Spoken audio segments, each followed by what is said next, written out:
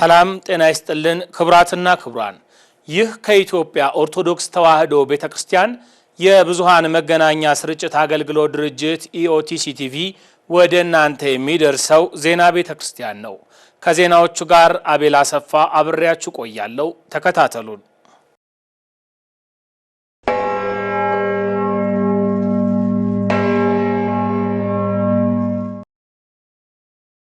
የአዲስ አበባ ከተማ አስተዳደር ሙሉ ወጪውን በመሸፈን ያስገነባው ሁለገብ ምትክ ህንፃ ለቅድስት ቤተክርስቲያን አስረከበ።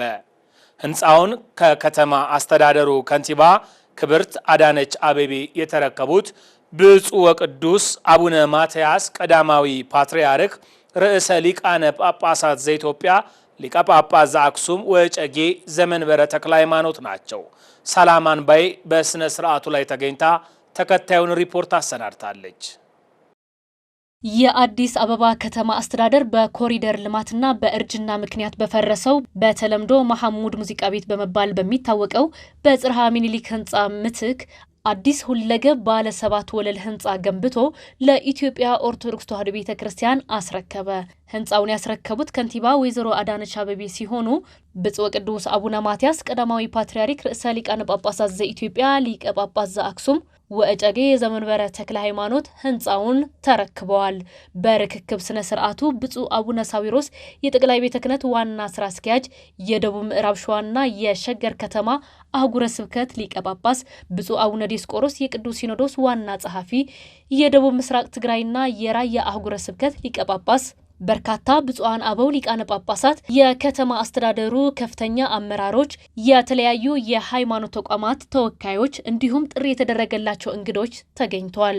ወጪው ሙሉ በሙሉ በአዲስ አበባ ከተማ አስተዳደር ተሸፍኖ የተገነባው አዲሱ የኢትዮጵያ ኦርቶዶክስ ተዋሕዶ ቤተክርስቲያን ሁለገብ ህንፃ በኮሪደር መልሶ ማልማትና ህንፃው በእርጅና ምክንያት የተጎዳ በመሆኑ በአዲስ መልክ ባለ 7 ወለል ህንፃ የቀድሞው ህንፃ ምትክ ሆኖ ለቤተክርስቲያን የተሰጠ እንደሆነ ተገልጿል። ታሪካዊና ትልቅ ቢሆን ያረጀ ነበር። ነገር ግን በዚህ መልኩ ቫልዩ አንድ ያለው ሁኔታ ወደ 3500 ሜትር ካሬ ወለል ስፋት ያለው ቤዝመንት ያለው ከግራውንድ ጀምሮ ላይ ቴራስ ያለው 7 ፍሎር ቤዝመንቱን ጨምሮ ይሄ ግራውንዱንና እንዲሁም ጣራውን 7 ፍሎር በጥሩ ሁኔታ ይሰራልበት ሁኔታ አለ። እንደምታዩት ሁለገብ ወይም ደግሞ ሚክስድ ዩዝ ወይም ለተፈለገው አይነት ለቢሮ ሊሆን ይችላል፣ ለካፍቴሪያ ሊሆን ይችላል፣ ለሱቅ ሊሆን ይችላል፣ ለማንኛውም ልንጠቀም በምንችልበት መልኩ የተሰራ ግንባታ ነው። ብፁዕ አቡነ ሳዊሮስ በምረቃና በርክክብ መርሃ ግብር ላይ ልማት የበጎ ሀሳብ ውጤት ነው በማለት ንግግራቸው የጀመሩ ሲሆን ይህን የመሰለ ዘመናዊና ሁለገብ ህንፃ በመገንባት ላስረከቡን ለክብርት ከንቲባና ባለድርሻ አካላት ሁሉ በከፍተኛ ደስታ ምስጋናቸውን አቅርበዋል። ልማት የበጎ ሀሳብ ውጤት ነው። በበጎነት ውስጥ እውነት፣ ፍትሃዊነት፣ ቁርጠኝነት አሉ። ይህ ዛሬ የምንገኝበት ህንፃም የዚህ የትብብር መንፈስ የሥራ ውጤት ዋነኛ ምስክር ነው። በዚህ ቦታ የነበረው አሮጌ ህንፃ እንዲፈርስ የተደረገው ለመንገድ ስራ ተብሎ ሲሆን እንደምንመለከተው አካባቢውን በሚመጥን መልኩ ሙሉ በሙሉ በከተማ አስተዳደሩ ወጪ በአጭር ጊዜ ውስጥ ተገንብቶ ልንረከበውና ልንመርቀው በቅተናል። በዚህ አጋጣሚ ይህን የመሰለ ዘመናዊና ሁለገብ ህንፃ በመገንባት ላስረከቡን የአዲስ አበባ ከተማ አስተዳደር ከንቲባ ክብርት ወይዘሮ አዳነች አቤቤን የከተማ አስተዳደሩን ባለድርሻ አካላት ሁሉ እጅግ በላቀ አክብሮት ምስጋናችንን በቅድስት ቤተክርስቲያናችን ስም እናቀርብላቸዋለን። ቅዱስ ፓትርያርኩ በዕለቱ ባደረጉት ንግግር የቄሳርን ለቄሳር ስጡ የሚለውን ኃይለ ቃል በመጥቀስ የእግዚአብሔር የሆነ ንዋይ በክብር ስላስረከባችሁን እናመሰግናለን በማለት ምስጋናቸውን አቅርበዋል። ከነበረው እኔ እንኳን የድሮውን ብዙም አላውቀውም፣ ግን እንደዚህ ታድሶ እንደዚህ በአእምሮ የተሰራውን ህንፃ ለመባረክ በዚህ ተገኝተናል። ይህንንም በእውነቱ በጣም የሚያስመሰግን ለቤተ ክርስቲያናችን አገልግሎት የሚውል ዋጋ የሚያወጣ እና ቤተ ክርስቲያንን ግዴታ የሚፈጽም ህንጻ መሆኑ በጣም እናደንቃለን፣ እናመሰግናለን። ሀቡ ዘቄሳር ለቄሳር ወዘእግዚአብሔር ለእግዚአብሔር ይላል መጽሐፉ። የቄሳርን ለቄሳር ወይም የቄሳርን ለቄሳር የቤተ ክርስቲያንን ለቤተ ክርስቲያን ስጡ ይላል እና የቤተ ክርስቲያንን ድርሻ ለቤተ ክርስቲያን አሳምሮ መስጠት በጣም የሚያስደስት ነው። ክብርት ከንቲባ ወይዘሮ አዳነች አቤቤ እናመሰግናለን። የስራ ባልደረቦችንም እናመሰግናለን። እንዲሁም ቅዱስነታቸው ቃልን በስራ ለመተግበር የተከናወነው ተግባር የሚደነቅ መሆኑን የገለጹ ሲሆን ቤተክርስቲያኗ ለክብርት ከንቲባዋና ለከተማ አስተዳደሩ የእውቅናና የምስክር ወረቀት አበርክታለች። እግዚአብሔር አምላክ ይህንን ህንጻ በወቅቱ እንዲፈጸም ስለረዳችሁም እግዚአብሔርን እናመሰግነዋለን። በተባለለት ጊዜ አልቆ አምሮ አጊጦ ይህን ህንጻ እንዲመረቅ በመድረሱ እጅግ የሚያስደንቅ ነው። በአጭር ጊዜ ነው ያለቀው። ስለዚህም በእውነቱ እጅግ በቤተ ክርስቲያናችን ስም ምስጋናችንን እናቀርባለን። ሌሎችም ህንጻዎች የሚቀጥሉ አሉ። እነዚህም ህንጻዎች በዚሁ ፍጥነት እንዲያልቁ እንዲፈጸሙ እርዳታችሁን እንጠይቃለን።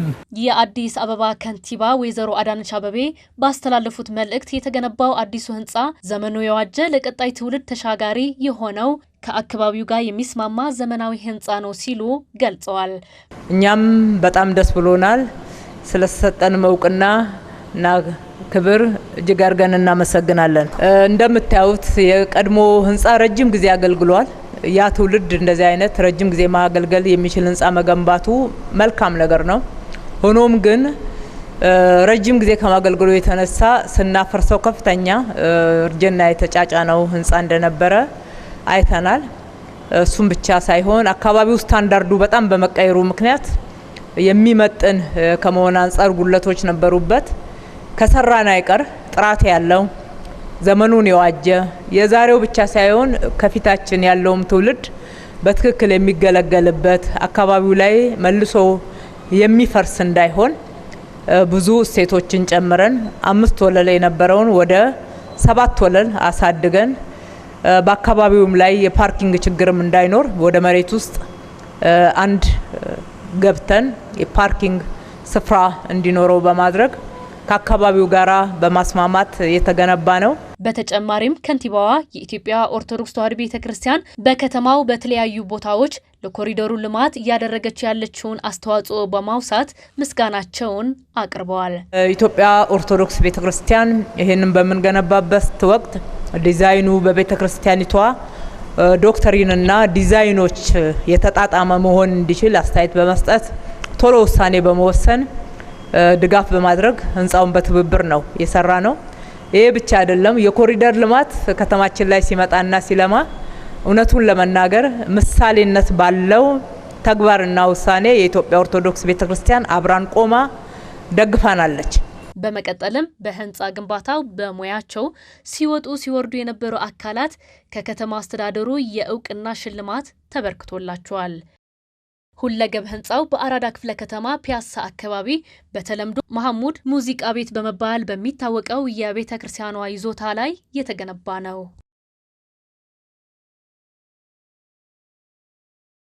ብፁዕ ወቅዱስ አቡነ ማትያስ ቀዳማዊ ፓትርያርክ ርዕሰ ሊቃነ ጳጳሳት ዘኢትዮጵያ ሊቀ ጳጳስ ዘአክሱም ወእጨጌ ዘመንበረ ተክለ ሃይማኖት በቅድስት ሥላሴ ዩኒቨርሲቲ የተማሪዎች ምርቃት ላይ ተገኝተው ለተመራቂዎች አባታዊ መልእክት አስተላለፉ።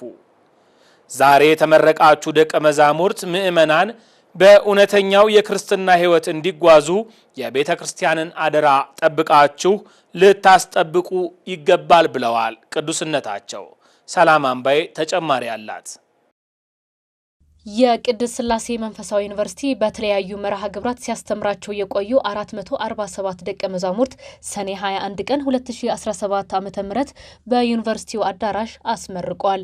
በምርቃት መርሃ ግብሩ ላይ ብፁዕ ወቅዱስ አቡነ ማትያስ ቀዳማዊ ፓትርያርክ ርዕሰ ሊቃነ ጳጳሳት ዘኢትዮጵያ ሊቀ ጳጳስ ዘአክሱም ወእጨጌ ዘመንበረ ተክለ ሃይማኖት፣ ብፁዕ አቡነ ሳዊሮስ የጠቅላይ ቤተ ክህነት ዋና ስራ አስኪያጅ፣ የደቡብ ምዕራብ ሸዋና የሸገር ከተማ አህጉረ ስብከት ሊቀ ጳጳስ ብፁዕ አቡነ ዲዮስቆሮስ የቅዱስ ሲኖዶስ ዋና ጸሐፊና የደቡብ ምስራቅ ትግራይና የራያ አህጉረ ስብከት ሊቀ ጳጳስ፣ ብፁዕ አቡነ ፊሊጶስ የዩኒቨርሲቲ ፕሬዚዳንት፣ የደቡብ ኦሞና አሪዞኖች አህጉረ ስብከት ሊቀ ጳጳስ እንዲሁም በርካታ ብፁዓን አበው ሊቃነ ጳጳሳት፣ ጥሪ የተደረገላቸው የመንግስት ባለስልጣናት፣ ልዩ ልዩ እንግዶች፣ መምህራን፣ የዩኒቨርሲቲው ልዩ ልዩ ሰራተኞችና የተመራቂ ቤተሰቦች በተገኙበት መርሃ ግብሩ ተከናውኗል። በዕለቱ የተመረቁት ደቀ መዛሙርት በመጀመሪያ ዲግሪና በሁለተኛ ዲግሪ በቀንና በማታ መርሃ ግብር ትምህርታቸውን ሲከታተሉ የቆዩ መሆናቸውንም ተገልጿል። የዩኒቨርሲቲ ፕሬዚዳንት ብፁዕ አቡነ ፊሊጶስ በመክፈቻ ንግግራቸው ላይ ቅድስት ቤተ ክርስቲያንን አስተምራ ስትልካችሁ መልካም እረኛና ትጉ ሰራተኛ በመሆን ዋናውን ተልእኳችሁን ወንጌልን ከማስተማር ጎን ለጎን ሰላም ላጡ ሰላምን፣ ለሐዘንተኞች መጽናናትን፣ ለደከሙ የተስፋውን ብርሃን እንድታሳዩ ቤተ ክርስቲያናችንን አደራ ሰጥታችኋለች በማለት አባታዊ መልእክታቸውን አስተላልፈዋል። ተመራቂ ደቀ መዛሙርት ሆይ የተሰጣችሁትን የመንፈስ ቅዱስ ማደሪያዎች ሆናችሁ መልካሙን የእምነት ገድል ለመጋደል ለመንፈሳዊው ዓለም ብርቱ ሰልፍ እየተዘጋጃችሁ የሰልፉንና የትግሉን ስልት ቅድስት ቤተ ክርስቲያን አስተምራችሁ ስትልካችሁ መልካም እረኞችና ትጉሃን ሰራተኞች በመሆን ሰላም ላጡ ሰላምን፣ ለሐዘንተኞች መጽናናትን፣ ለደከሙ ብርታትን፣ ተስፋ ላጡ ተስፋ፣ ለሕሙማን ፈውስ፣ ለተሰበረው ዓለም መጠገኛ፣ ለጨለማው ሕይወት ብርሃን ትሆኑ ዘንድ በእግዚአብሔር ቤት ተመረቃችሁ። እንኳን ደስ አላችሁ። በዩኒቨርሲቲው እያስተማሩ የሚገኙ የኔታ ዘርአዳዊት አድሃና፣ መምህር ከተማ አሰፋና የተቋሙ ሰራተኛ የሆኑት አቶ መብራቱ ገብሩ ተክለ ማርያም ባሳዩት ያልተቋረጠ መልካም የስራ አፈጻጸምና ግንኙነት እውቅና አግኝተው የዓመቱ ልዩ ተሸላሚዎች ሆነዋል።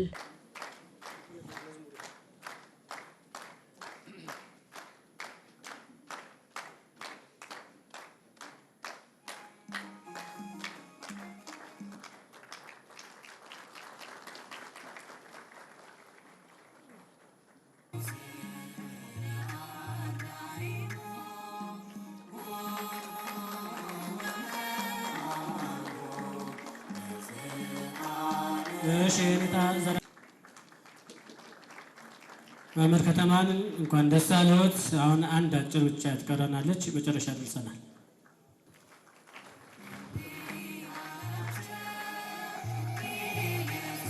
እንዲሁም ቅዱስ ፓትርያርኩ ለተመራቂ ደቀ መዛሙርት የተማራችሁትን እውነተኛውን ወንጌል ለምእመናን አስተምሩ፣ ምእመናን በእውነተኛው ፍኖት እንዲመላለሱ በምግባር በሃይማኖት እንዲጸኑ በርትታችሁ አስተምሩ በማለት አባታዊ መልእክታቸውን አስተላልፈዋል።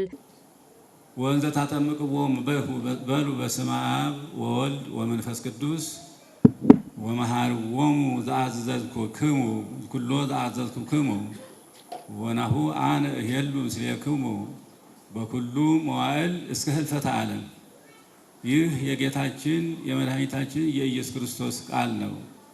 ይህም በማቴዎስ ምዕራፍ 28 ቁጥር 19 ላይ ተዘግቦ ይገኛል እና እናንተም ይህንን ትእዛዝ አምላካዊ ትእዛዝ ተቀበላችሁ ምእመናንን እንድትመክሩ እንድታስተምሩ እውቀት እናንተ የተማራችሁት ለማስተማር ስለሆነ ያልተማሩትን እንድታስተምሩ ያልገባቸውን እንዲገባቸው እንድታደርጉ ቤተ ክርስቲያን ተጠይቃለች፣ በጥብቅ ተጠይቃለች።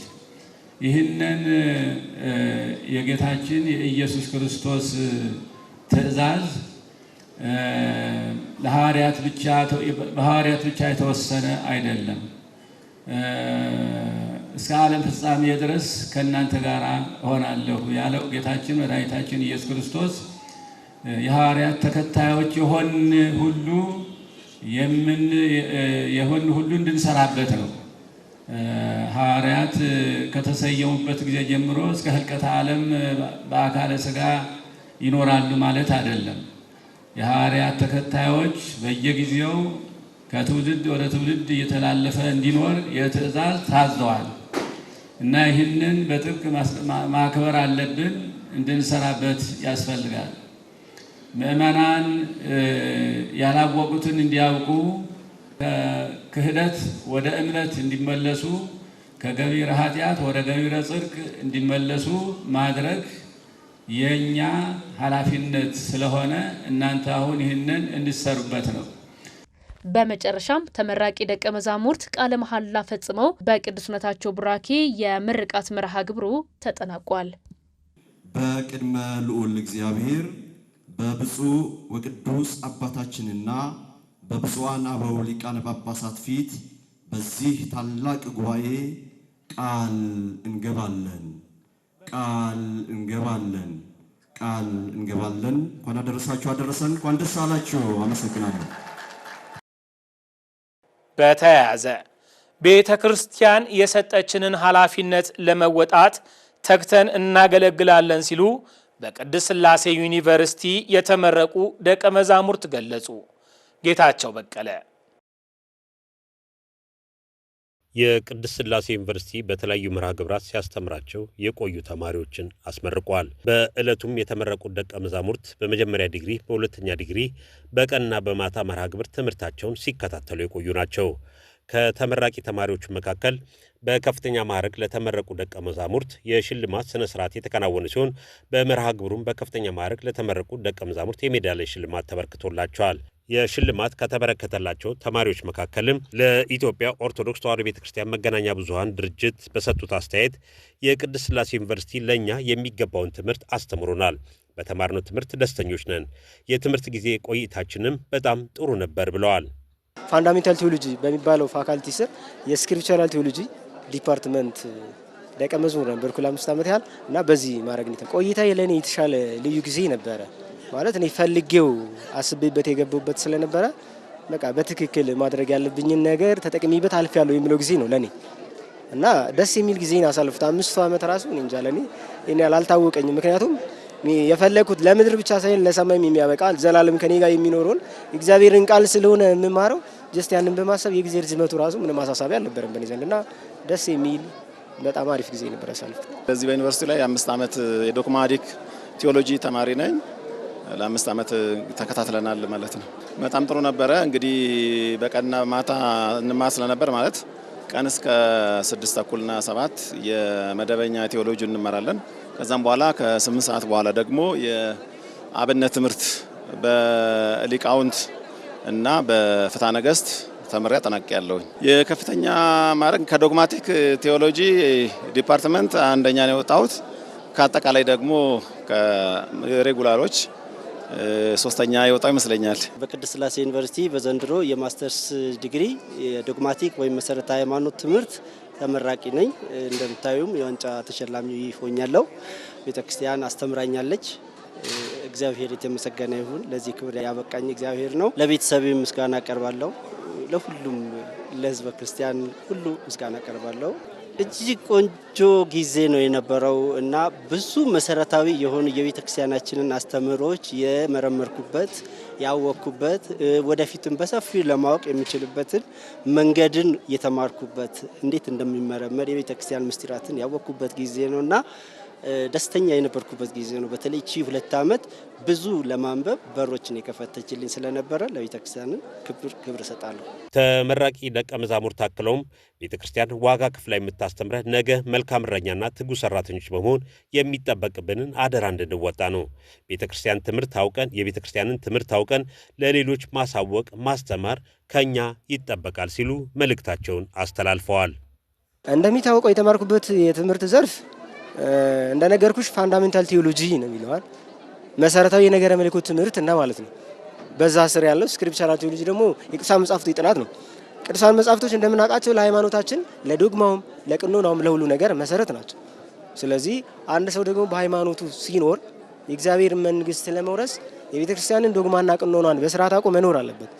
ስለዚህ ከዛ አንጻር አንደኛ እኔ በዚህ በተማርኩት ልክ አውቄ ተጠቅሚበት እንድኖር፣ ሁለተኛ ደግሞ ሌሎችን ምእመናንም አስተምሬ እነሱን በህይወት ኖረው አብረን የእግዚአብሔር መንግስት እንድንወርስ ነው አላማውም እሱ ስለሆነ ከዛ የተለየ ነገር የለውም።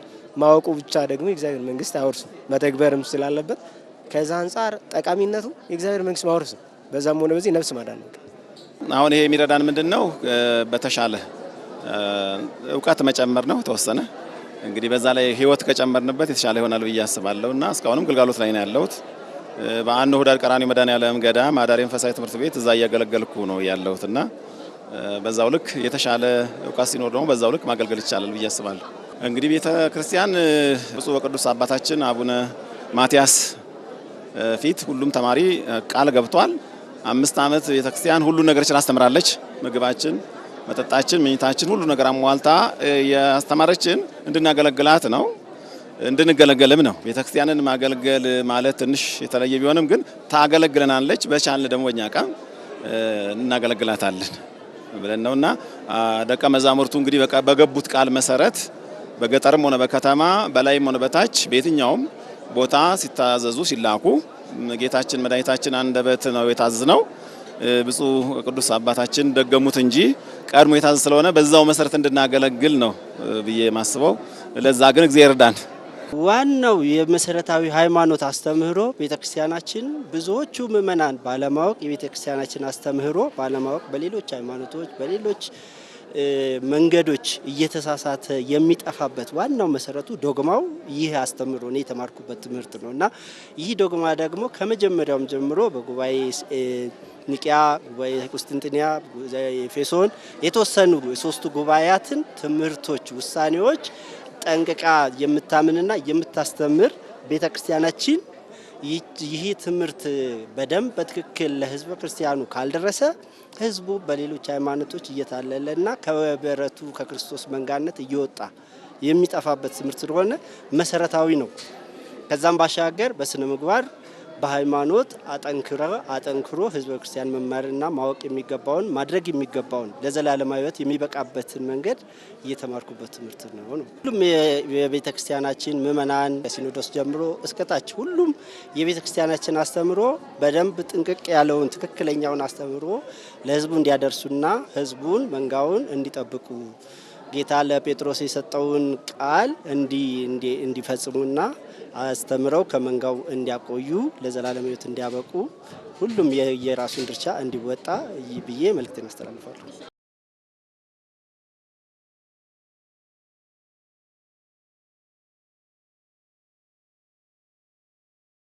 መልክዓ ፊደላትን ከነ አገልግሎታቸው በትውልዱ ዘንድ በውል እንዲሰርጹ ትኩረት ሰጥቶ ማስተማር ይገባል ተባለ። ያረካል አድማሱ ተከታዩን ዘገባ አሰናድቷል። የኢትዮጵያ ኦርቶዶክስ ተዋሕዶ ቤተክርስቲያን ፊደል ቀርጻ ለዘመናት ትውልድን ስታስተምር ዘልቃለች። ከቅርብ ዘመናት ወዲህ ግን ቤተክርስቲያኗ የቀረጸቻቸው ፊደላት በትክክል አገልግሎት ላይ እየዋሉ እንዳይደለ ነው ሊቀ መዘምራን ዮሴፍ ገብረ ሚካኤል የሚናገሩት። ሶስቱ ሀሌታው ሐመሩ ሀ ብዙሃኑ የምትባለው አይታወቁም። እነዚህን መሰረት እያደረግን ነው እኛ የምናስተምረው። ሁለቱ ሰ እሳቱ ሰ ንጉሱ የሚባሉ አሉ። ጸ ሁለት ፀሐዩ ጸሎቱ አ ሁለት አይኑ አልፋ የሚባሉ አሉ። እነዚህ ሁሉ አሁን በቃ ፊደል በሞት አፋፍ ላይ ነው ያለው። ሊቀ መዘምራን ዮሴፍ ገብረ ሚካኤል አክለውም መልክዓ ፊደላትን በትክክል አለመለየት ለበርካታ ስህተቶች ይዳርጋልን ብለዋል። ጽዮን የሚለውን ፊደል ጽሆን ብለው ይጽፋሉ። ይታያችሁ ፊደል ሲሞት ይዩት በቁሙ ሰው ሲሞት ነው እኛ የምናየው። ፊደል ሲሞት ዮሴፍ የሚለውን የዮሴፍ ብለው ይጽፋሉ። ቂርቆስ የሚለውን ጨርቆስ ብለው ይናገራሉ። ብንያም የሚለውን ቢንያም ይላሉ። ነቢይ የሚለውን ነብይ ይላሉ። ሰንበት የሚለውን ሰንበት ይላሉ። ነቢያት የሚለውን ነቢያት ይላሉ። አያችሁ ፊደል ሲሞት። ይህንን ፊደል እንታደገው። ሊቀ መዘምራን ዮሴፍ ገብረ ሚካኤል ኦርቶዶክሳውያን ራሳቸውን ከስህተት ለመጠበቅ ብሎም በዓለማዊ ትምህርት ውጤታማ እንዲሆኑ ፊደላትን በውል ማስተማር ይገባል ብለዋል። ወጣቱ ወደ ቤተክርስቲያን መጥቶ በመጀመሪያ የኢትዮጵያ ኦርቶዶክስ ተዋሕዶ ቤተክርስቲያን ሙሉ በሙሉ የቀርጻ በደንብ በስነ ስርዓት ስራ ላይ ያዋላቻቸው የአማርኛ ፊደላት 22ቱን ፊደላት ሁለቱን የግሪክ ፊደል እንደገና ደግሞ ተጨማሪ አሁንም እነዚህ 26 ፊደላት አሉ ማለት ነው። እነዚህን 26 ፊደላቶች ከዛ በተጨማሪ 7 ተሞክሳውያን ፊደላት የሚባሉ አሉ። ሞክሼ አጠቃላይ 33ቱን ፊደላት በትክክል እቺ ቤተክርስቲያን ቀርጻ አይምሮ ላይ መጻፍ ስለምትችል መጣችሁ በመጀመሪያ ፊደሏን እንድትማሩ። ፊደሏን ካወቃችሁ በዓለም የሚመልሳችሁ ዕውቀት እንደሌለ በዚሁ መልእክት አስተላልፋለሁ። የአዲስ አበባ ከተማ አስተዳደር ከንቲባ አዳነች አቤቤ ብፁዕ አቡነ ሳዊሮስ የመንበረ ፓትርያርክ ጠቅላይ ቤተ ክህነት ዋና ስራ አስኪያጅ፣ የደቡብ ምዕራብ ሸዋና ሸገር ከተማ አህጉረ ስብከት ሊቀ ጳጳስ ብፁዕ አቡነ ዲዮስቆሮስ የቅዱስ ሲኖዶስ ዋና ጸሐፊ፣ የደቡብ ምስራቅ ትግራይና የራያ አህጉረ ስብከት ሊቀ ጳጳስ ከመንበረ ፓትርያርክ ልዩ ልዩ ኃላፊዎች ጋር በመሆን በከተማ አስተዳደሩ በተሰናደው የአረንጓዴ አሻራ መርሃ ግብር ላይ ተገኝተው ችግኝ ተከሉ። በመርሃ ግብሩ ላይ የሀገር ሽማግሌዎች፣ የሀገር መከላከያ ሰራዊት አባላት፣ የሃይማኖት አባቶች፣ የጸጥታ አካላት፣ ዲፕሎማቶች፣ መምህራን፣ የሕክምና ባለሙያዎች፣ የመገናኛ ብዙሃን አባላት፣ ወጣቶች፣ ሴቶች፣ ተማሪዎችና ሌሎች በርካታ የህብረተሰብ ክፍሎች ተገኝተዋል። ችግኝ ተከላው በብፁዓን አባቶችና በልዩ ልዩ እንግዶች በአዲስ አበባ እንጦጦ ቁስቋም ማርያም ቤተክርስቲያን አካባቢ ተከናውኗል።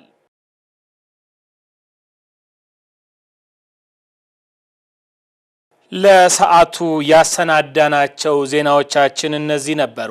ዜናዎቻችንን ከሳተላይት ቴሌቪዥኖቻችን በተጨማሪ በዲጂታል ሚዲያ ገጾቻችን በዩቲዩብ፣ በቴሌግራም፣ በፌስቡክ መከታተል ትችላላችሁ። የኢትዮጵያ ኦርቶዶክስ ተዋሕዶ ቤተክርስቲያን ብዙሃን መገናኛ ስርጭት አገልግሎት ድርጅት የዲጂታል ሚዲያ ገጾችን #ኢኦቲሲቲቪ እያላችሁ ላይክ፣ ሰብስክራይብ እና ሼር በማድረግ ቤተሰብ እንድትሆኑ እንጋብዛችኋለን። የሰዓቱ ዜናዎቻችን በዚህ አብቅቷል። ከቀሪ የኢትዮጵያ ኦርቶዶክስ ተዋሕዶ ቤተክርስቲያን ቴሌቪዥን መርሃ ግብራት ጋር አብራችሁ ቆዩ።